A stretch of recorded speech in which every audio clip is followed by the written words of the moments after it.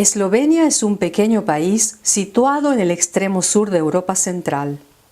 Limita con Italia, Austria, Hungría y Croacia.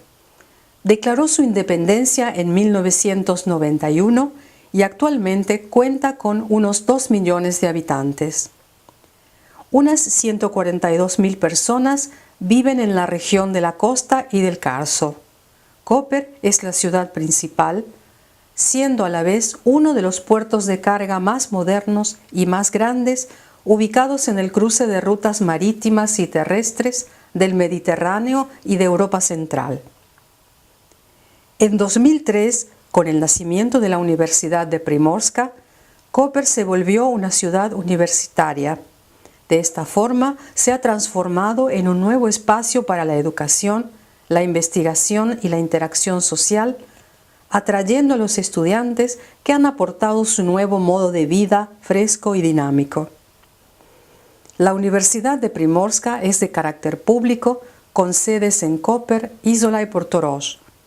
Sus 7 facultades y sus 2 institutos de investigación ofrecen todo un abanico de disciplinas académicas: humanidades, ciencias sociales y del comportamiento, arte, biología, matemáticas y estadística, informática, ingeniería, agricultura, protección ambiental, servicios sociales, ciencias de la educación y ciencias de la salud.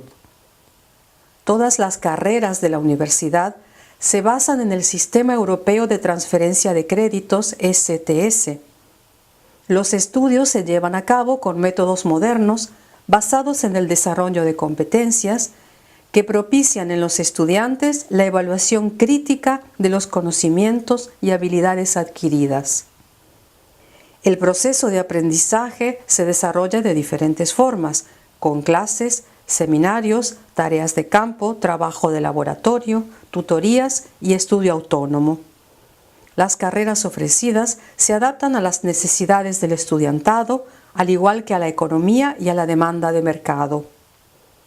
A través de un fondo de becas, la Universidad de Primorska ha reunido a inversores que becan a los mejores estudiantes, a quienes pueden emplear una vez terminados los estudios. Nuestra universidad participa activamente en redes y asociaciones internacionales, al igual que en proyectos de investigación, y coopera con universidades de todo el mundo. La Universidad de Primorska es una institución moderna y abierta. Somos dinámicos y curiosos, deseosos de aprender y experimentar. Ven a estudiar con nosotros.